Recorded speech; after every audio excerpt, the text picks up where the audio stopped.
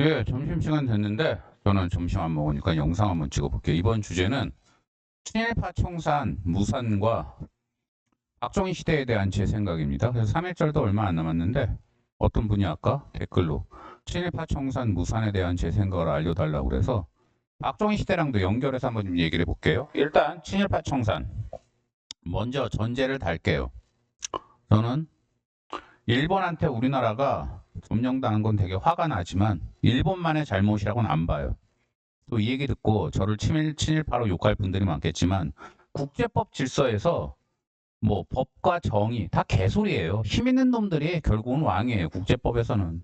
지금 트럼프가 대법원이 불법이라고 판결을 했음에도 관세 계속 밀어붙이고 있잖아요. 푸틴이 우크라이나 쳐들어가고 있잖아요. 이스라엘이 뭐 성경 하나 가지고 몇천 년 전에 아랍의 지네 조상들이 살았었다고.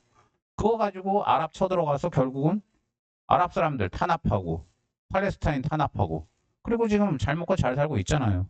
결국은 힘이 있는 자들이 국제법에서는 국제 질서에서는 왕이에요. 그렇기 때문에 일본이 우리나라 쳐들어와서 우리나라를 점령한 거는 그때 힘이 없었던 그리고 나라를 완전 개판을 운영했던 조선시대 양반들한테 최고의 책임이 있어요. 일본은 두 번째 책임이에요. 조선시대 양반들이 결국은 같은 한민족을 노비로 삼아가지고 나라를 운영했잖아요. 그 노동력 착취해서. 그런 개 같은 인간들이 나라를 운영하니까 조선은 망할 수밖에 없었어요. 또 어쨌든, 그거랑은 또 별개로 친일파에 대해서는 당연히 척결을 했어야 됐어요. 일부 사람들은 36년간이나 나라가 그 일본한테 점령된 상태였으면 이미 친일파가 우리나라에 곳곳에 스며들었기 때문에 친일파를 완전히 척결하는 건 힘들었다. 이렇게 얘기를 해요. 저는 거기에 대해서 그다지 동의 못 하겠어요. 우리가 어떤 직원이 큰 잘못을 저질렀을 때, 그런데 그 직원이 회사에 대한 공적은 많아요. 그 직원이 완전 없으면 안 돼요. 그럴 경우는 어떻게 해요? 완전히 눈 감아주기보다는 형식적인 가벼운 징계라도 해요. 그래야 어느 정도는 그게 밸런스가 맞다고요. 제가 그렇다고 친일파에 대한 무조건적인 가벼운 징계를 주장하는 게 아니에요. 친일파 한 명 한 명마다 그 제과에 따라서 차등을 둬서 징계를 제대로 했었어야 돼요. 예컨대 노독술 같은 인간. 일제시대 때 일본 그 경찰한테 빌붙어가지고 애국지사들 고문했던 나쁜 놈이잖아요. 근데 그런 인간도 결국은 처벌 못하고 그 뒤에 그 인간 천수를 누리고 잘 먹고 잘 살다 죽었어요. 그리고 인촌 김성수라고 이건 좀 미묘한 문제일 수도 있는데 제가 나온 고대 창립자예요. 원래 고대는 그 일제시대가 막 시작되기 전에 구한 말에 그 고종 황제가 우리나라 최초의 그 전문 학교를 세우자. 그 현대식 전문 학교를 세우자. 그래가지고 그때 대신이었던 이용익한테 얘기를 해서 학교를 세우게 했고 그 보성 전문이었는데 그때 이름이 보성이란 이름도 고종 황제가 하사를 한 거예요. 그래서 보성 전문이 우리나라 최초의 유일한 우리나라 민족의 힘으로 세운 근대식 전문 학교예요. 그래서 그때 막 사람들이 진짜 벽돌값도 내고 그랬어요. 우리나라 국민들이. 그래서 고대를 민족고대라고 그러는 거예요. 그랬는데 일제시대 때 보성 전문이 경영이 힘들어지니까 돈이 없고 그때 돈이 제일 많던 사람이 누구였냐? 인천 김성수예요. 지금으로 치자면 삼성의 이재용 같은 존재였어요. 일제 때 인천 김성수가. 그래서 김성수가 보성 전문을 자기 돈으로 인수를 하고 해방 이후에는 고려대로 이름을 바꿨죠. 그래서 지금도 인천 김성수의 후손들이 고려대랑 동아일보를 경영하고 있어요. 그런데 인천 김성수가 친일파냐 여기에 대해서 말이 많은데 결국은 제가 보기에는 대법원에서 판결을 났지만 미온적인 친일파 맞아요.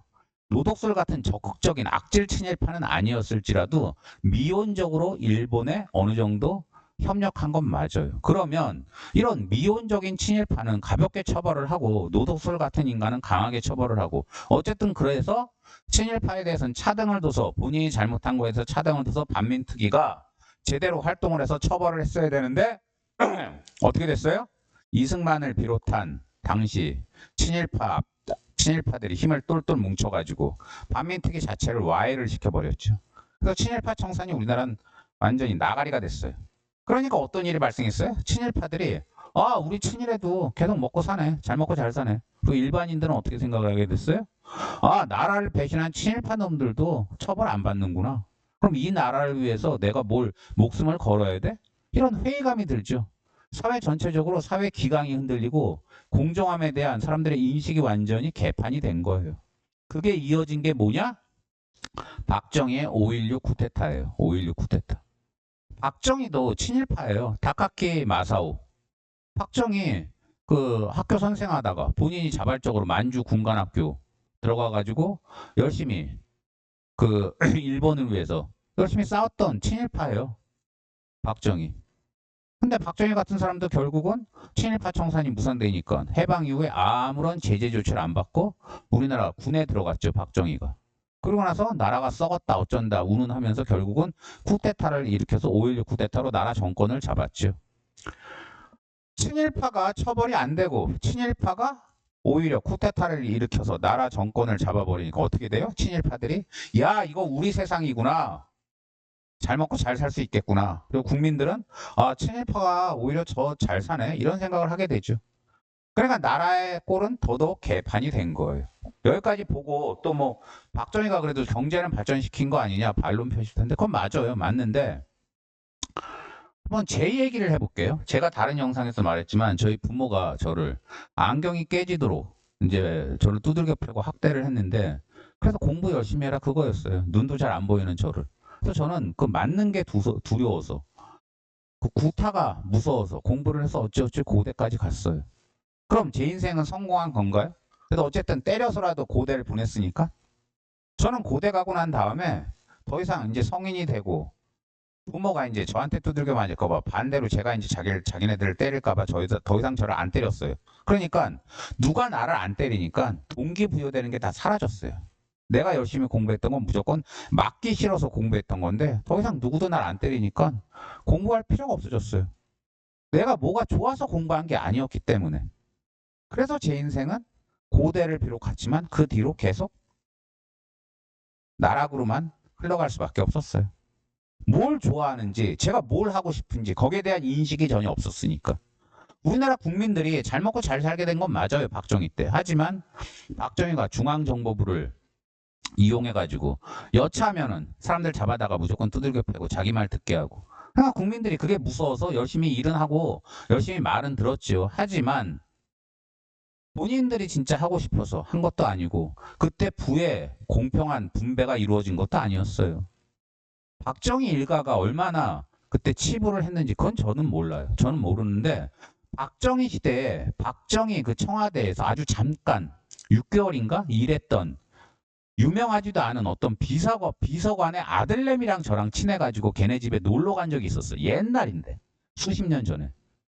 근데 그 비서관은 다시 말하지만 별다른 힘도 없었고 박정희 밑에 수백 명 있는 청와대 비서 중에 하나였을 뿐이에요. 근데 그 사람이 그 6개월간 이 일을 잠깐 했는데 걔네 집에 가보니까 걔네 집은 거의 4층 건물인데 나는 무슨 해리포터에 나오는 호그와트 온 줄 알았어요. 집을 너무너무 잘 지은 거예요 이게.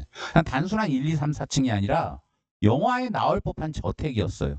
엄청나게 비싼 건축사 데려다가 지었다고 그 아들내미가 자랑을 하더라고요. 그리고 그 안에 그랜드 피아노도 있었어요. 그랜드 피아노. 일반 피아노 말고. 그리고 걔네 누나가 음대를 다녔는데 걔 누나를 위해서 엄청나게 비싼 바이올린이 10개가 넘게 걔네 집에 있었어요. 그 정도로 걔네 집이 호화스러웠어요. 그 옛날에 수십 년 전에 베스킨라빈스 그리고 뭐 코니 아일랜드 아이스크림 이런 것들을 미군 부대에서 몰래 가져다가 걔네들은 그 집에서 먹고 그랬어요. 우리나라 일반인들은 혜태, 뭐 노태 아이스크림도 없어서 못 먹을 시대인데 일개 비서관도 그렇게 잘 살았는데 그때 윗대가리들은 얼마나 잘 살았을까요? 박정희 때. 그리고 그 돈들이 다 공정하게 번 돈이었을까요? 이종찬 회고로 김영욱 회고로 그 박정희 때 중앙정보부장 하던 김종필 회고로 김충식 씨가 쓴 그 유명한 남산의 부장들 제가 다 봤는데 거기 보면은 나와요.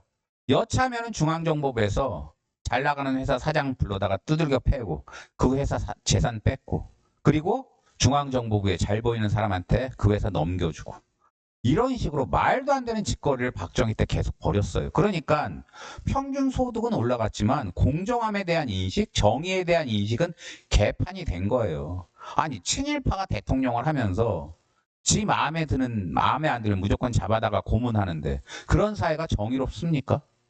그러니까 국민들이 맞아 죽기 싫어서 열심히 일은 했죠. 하지만 자발적인 창의력 이런 거는 전혀 없었어요. 박정희 때. 그러니까 결국은 그 뒤에 박정희 죽고 난 다음에 바로 민주화가 못 되고 어떻게 됐어요? 박정희 똘마니하고 박정희를 벤치마킹하던 노태우, 전두환이가 결국은 또 쿠데타를 일으켰잖아요. 그래서 또 10년간 군부 그 독재가 이어졌잖아요. 우리나라가. 그래서 결과적으로 박정희 시대 그리고 친일파 청산 실패는 우리나라의 불공정함 그리고 우리나라를 위해서 사람들이 열심히 뭔가를 하자. 이건 우리나라야. 이런 자긍심 이런 걸 개판으로 만들었어요. 근데 거기에 완전히 그런 분위기에 완전히 분위기를 100배 이상 끌어올린 사건이 있었어요. 뭐냐? 수십 년 뒤에 2000년대 초반에 노무현이라는 사람이 로스쿨을 도입을 해버렸어요. 이 로스쿨이라는 제도는 우리나라에 도입된 건 전형적인 부자들을 위한 제도예요. 제가 다른 영상에서도 신랄하게 깠지만. 그래서 다른 나라는 그런 로스쿨에 그 부자들을 위한 제도라는 그 한계를 어떻게든 극복하기 위해서 일본 같은 경우는 사시랑도 병행하는데 우리나라는 사시도 절대 도입 안 하고 미국 같은 경우는 방통대 로스쿨을 둬서 가난한 자들도 법조인 되게 만드는데 우리나라는 그것도 도입 안 했어요. 오로지 부자들을 위한 로스쿨만 우리나라는 시행하고 있어요. 결국 부자들이 법조계까지 다 점령을 해버리게 됐어요. 이제 이런 사회가 공정합니까? 가뜩이나 반민특위 실패, 박정희 시대의 그 군사 독재 그런 걸로 인해서 사람들이 공정함에 대한 인식이 개판이 됐는데 법조계마저 이게 개판이 돼버리니까 공정함이 사라지니까 사람들이 어떻게 생각을 해요? 아, 우리나라는 공정하게 살면 그건 등신이야. 어떻게든지 꼼수 노리고. 그러니까 젊은 애들이 코인에 미치고 주식에 미치고 부동산에 미치고 전 그게 걔네들만의 잘못이라고 안 봐요. 공정하게 살면 오히려 손해를 보니까. 젊은 애들 보고 왜 중소기업 안 가니? 왜 3D 업종 안 가니? 그렇게 얘기하죠. 중소기업 가고 3D 업종 가도 본인이 열심히 해서 능력 발휘하면은 큰 회사로도 옮길 수 있고 이런 사회 분위기면 걔네들도 가요. 근데 왜 안 가겠어요? 우리나라는 일단 3D 업종 중소기업 가면 평생 거기서 썩는 구조로 만들어졌어요. 계층 간 이동을 못하게 했어요. 우리나라는.